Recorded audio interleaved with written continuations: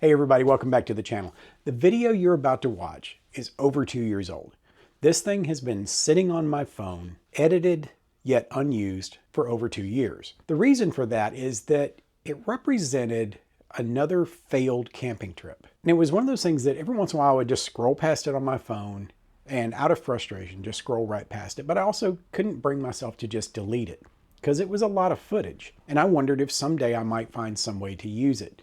But then a thought occurred to me. While this does represent a failed camping trip, it also represents an origin story for success. This is a story about how I found and the journey to retrieve this little teardrop camper. This thing that has been in the background of my most successful videos to date. So, spoiler alert, while the camping trip that I had planned for this didn't work out, the trip itself I think is kind of interesting, and I hope that you'll enjoy it. So here it is, my journey to pick up my little teardrop. Video. For about a week and a half now, I have been talking to a guy on Marketplace about buying a teardrop camper. This is something I've been wanting for a long time. I've been looking at them, I've been pricing them. I've been sitting around just staring at them and daydreaming about them. I've been doing a lot of research, watching a lot of YouTube videos. And while I know it's not something for everybody, they are very small, they're very limited, but I do a lot of camping by myself. And the idea of having something that I can keep in my garage and keep all of my gear loaded in it, and then when it's time to go, all I have to do is pack up some food and hitch it up to the back of my vehicle and I can hit the road. I really like that idea. It's not going to be my only source of shelter for camping. I'm still going to do some tent camping. I'm still going to do some hammock camping and a variety of other adventures that don't involve the teardrop. But the thing is, I don't know for sure that I'm going to get it. While everything does seem on the up and up, I have not seen it in person yet. So I am on my way to Rogers, Arkansas to meet the owner and look at the camper. I've got a pocket full of money and hopefully I won't get robbed between here and there. But I think this is going to be fun. So we're going to do a little road trip. We'll stop a few places along the way. This is a route that I take quite a bit. My parents and my brother live in this direction. So we come through here several times a year. And if they're open, I'll show you one or two of the places that I like to stop on the way up. And then if everything works out, if the camper is everything that it seems to be, and he's willing to make a deal with me, then I will look for a place to camp on the way back. Now, it could be a campground or it could be the Walmart parking lot. I have no idea. I haven't planned this out that far ahead, but we will camp in the teardrop on the way back. If it doesn't work out, I brought some stuff to camp in the car with, and I think we'll be good. But either way, this should be a fun adventure, so come along with me and let's do this. So I've experienced my first grand disappointment in this trip. I'm sitting in front of a building that has always been one of my favorite stops on these trips up this way. It's a store that I was always able to buy cool stuff in. It's not a thrift store, and to call it a junk store would be a little insulting, I think. But I just pulled up and it's not only closed, but it's empty. This is the second shop like this on this route that was a regular stop for me that is now just closed. And that makes me sad because this was one of the stops that I really looked forward to on this trip, and now it's gone. I really hate that, but what are you gonna do? So we are now entering the town of Hardy, Arkansas. It's one of many small towns along the road here. There's a lot of really cool little antique shops, a couple of neat restaurants. It's a very American Gothic kind of little town. It's mostly about tourism at this point. One of the issues here is that nothing here ever really stays very long. There's a few shops that have been here a long time, but a lot of shops open and close within a year. A couple of years back, there was a reality show about this town. It featured some of the political underground here and showed there were some pretty crazy people running this place. Corner booth right here on the right is a pretty cool restaurant. So we're about 3 hours into our road trip and it's starting to get close to lunchtime. So I'm gonna find some place to get a bite to eat here real quick. Kind of feeling like pizza. Where should I stop for good pizza? What about this place?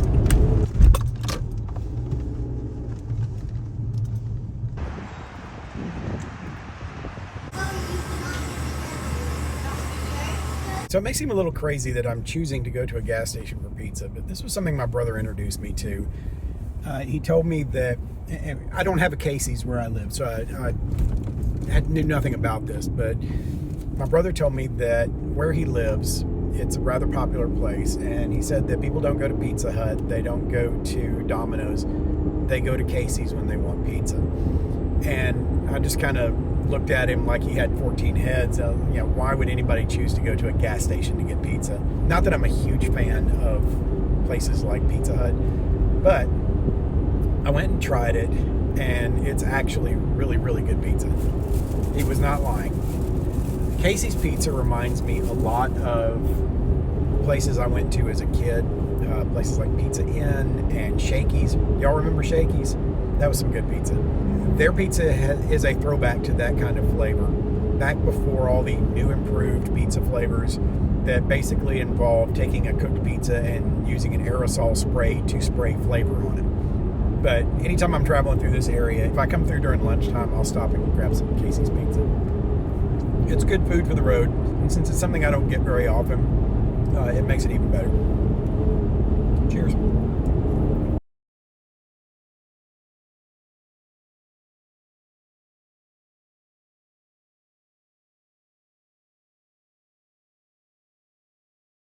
So I'm currently traveling through a town called Harrison, Arkansas, and I wanted to show you all something that is a reality that I've been seeing for many years now as I travel through this area.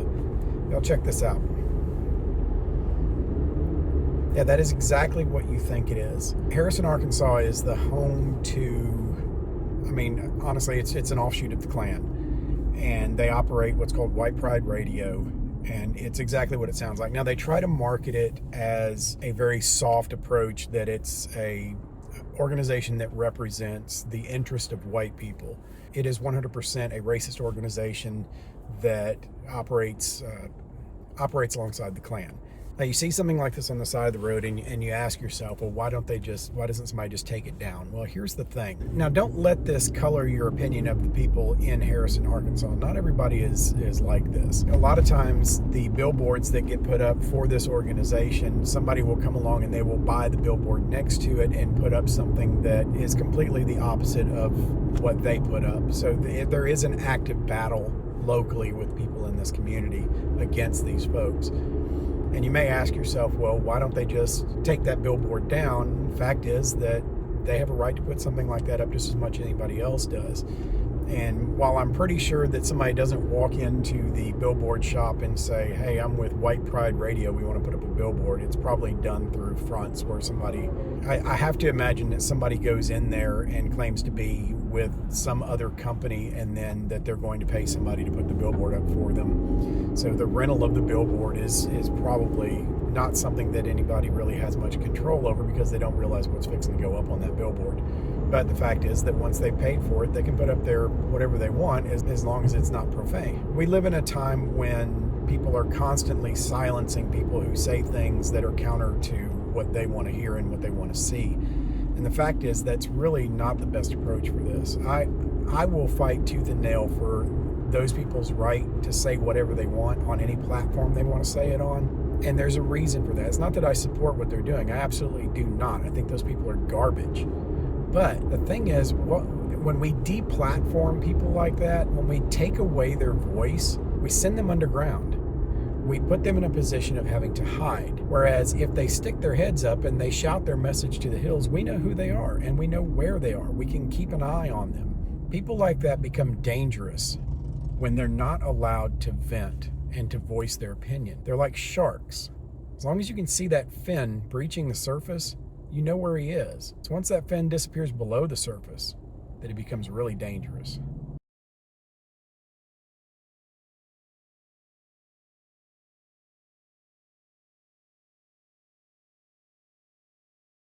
So the GPS is taking me on a very interesting route. I was really starting to get worried for a minute there because I didn't recognize anything. It was taking me through these back roads, little podunk towns, these small little towns, places I had never seen before, and I'm imagining there must have been some kind of a reason it was taking me that way. Maybe there was an accident on the main highway that leads into town. because it really took me the back roads the whole way here. But now I'm finally in Rogers, and it looks like a town, so I'm not too worried anymore. I was really starting to think I was going to end up on somebody's trailer park doorstep or something for a minute there, that the GPS was just completely confused and was fixing to dump me out in the middle of some kind of scene out of Deliverance or something. But I'm just about to my location. We're going to finally lay eyes on the teardrop and see where it goes from there. Y'all wish me luck. I think I see it. What do you think, guys? There's the camper.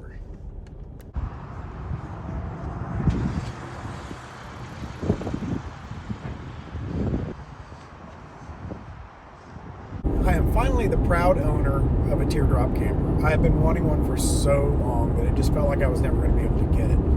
I managed to get the guy talked down to a acceptable price for me. It's a really neat setup. The manufacturer is Little Guy, and it's a very small camper. You can kind of see a little bit behind me that it doesn't even really stick beyond the profile of my vehicle. So I don't have to put on any extra mirrors or anything like that to be able to pull it. It's very light. I can move it around by hand. It's just a really neat setup, and I think I'm going to have a lot of fun with this thing and really enjoy it. One of the best parts about it is that there was no customization done to this thing other than the installation of the solar setup. So I have the advantage of having solar power with a panel and an inverter without having to add that myself, but there was nothing else really done to this camper. So I'm going to build out the galley, I'm going to fix up the inside the way I want it, and be able to customize it the way I would like to have it. But now I'm going to head back toward home. I'm going to try to get about 2 hours under me before I stop to find a campsite somewhere. We'll see how that goes, because I don't know much about camping in this area. So I'm going to have to hunt around, see what I can find. But I'm on my way back in the direction of home, knock out a couple hours. That way when I get up tomorrow morning, all I'll have is about 4 hours of driving to do. But I'm super happy right now to get this thing home. I'm going to stop somewhere along the way and get some food. I did not come prepared to cook anything on this trip. So I'll pick up food and then head to the campsite, and then we'll see where it goes from there. And then once we get there, I'll give you guys a tour of the inside of it, since I've already showed you the outside. Stopped and picked up some food. Stopped in Mountain Home, Arkansas, at a restaurant called Cuyans. Growing up in New Orleans, whenever I can find some good Cajun food, that's what I'm going to go for. And Cuyans is some pretty dang good Cajun food. So stopped by, grabbed some gumbo, and I'm going to go check out a place called Panther Bay Campground. See if I can get in for the night. Once I get there, I'll have dinner and get everything settled in. If I can't get in there, then I'm going to have to drive a little bit further and get to a place called Ash Flat. I think they've got a Walmart Supercenter where they might allow parking overnight. The Walmart here in Mountain Home does not appear to allow that. In fact, reviews online say they get a little rude about it. So I'm going to push on past that, check out Panther Bay. If not Panther Bay, we're going to go to Ash Flat, and hopefully we'll be able to crash there for the night. Fortunately, I won't be so far out that I couldn't just drive on home if I need to, but I really want to camp in this thing. So, hope for the best.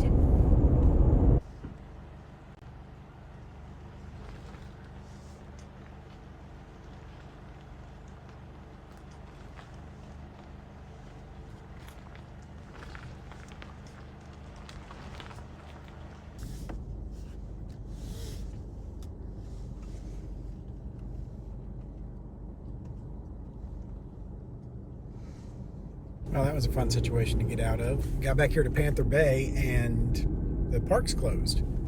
And there's no signs to tell you the park's closed until you get all the way down this narrow little one-lane road to find a barrier across the road. So I had to back about a quarter of a mile down the road in order to get out of there. So I guess we're going to Ash Flat to camp at Walmart tonight, but for now, I'm going to find a place to pull over and eat because I am hungry and I don't want my gumbo to get cold.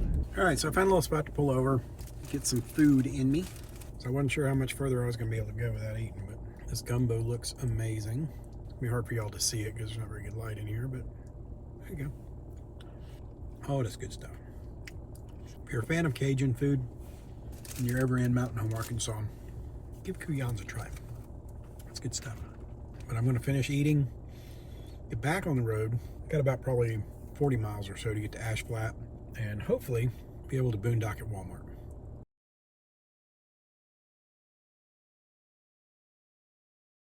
All right, so we're arriving in Ash Flat, and now is the moment of truth as I get ready to pull into the parking lot at Walmart. Let's check it out and see if we're going to be able to stay here tonight.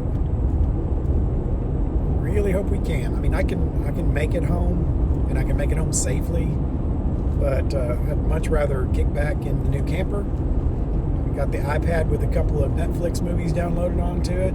Be a nice way to relax and spend the evening. So let's hope for it. We're going to get there. If it looks like we're going to stay, I'll probably go in and use their facilities and maybe buy a couple of things just to be able to say I'm actually a customer. And then I'm going to come out and get in the camper and relax. So let's see what we got. Not very encouraging. I'm not seeing any RVs yet. Still not seeing any RVs. Ladies and gentlemen, it is not looking like we're going to have a place to camp tonight.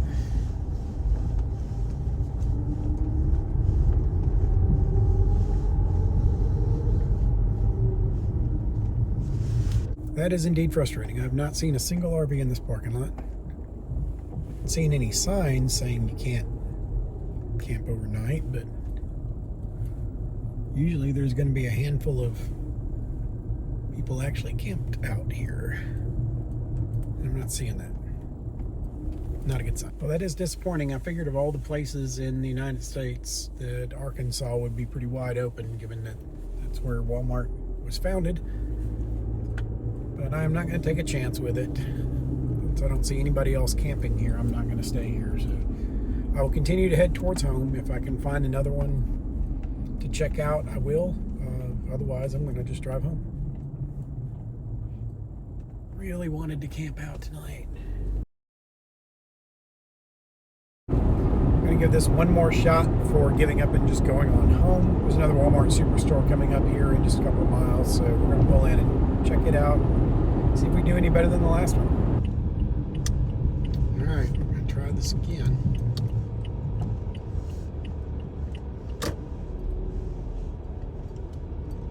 Not looking good.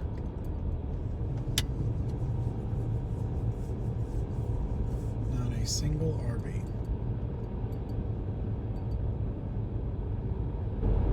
This is probably the problem here.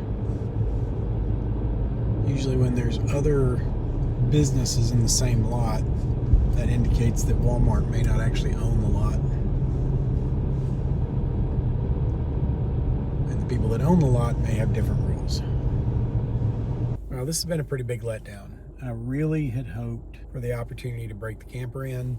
Truth is, I'm only about an hour and a half away from home now, so I might as well just head on in.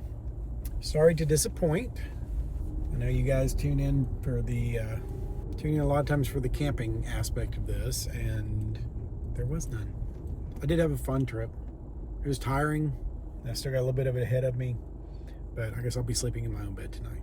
Unless I get home and they've got me locked out of the house, then I'll sleep in the camper in the driveway. But as for now, I'm just going to close this out, drive home, and focus on getting safely back to the house. I hope you enjoyed this little road trip. Got to see a little bit of Arkansas, but that's going to be it for this one.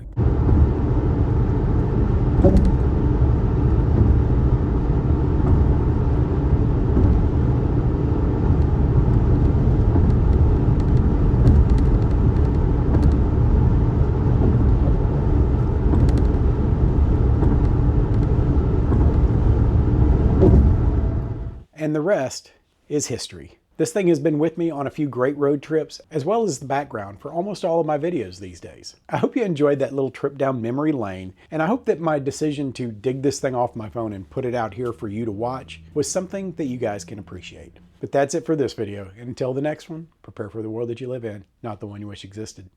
We'll see you around.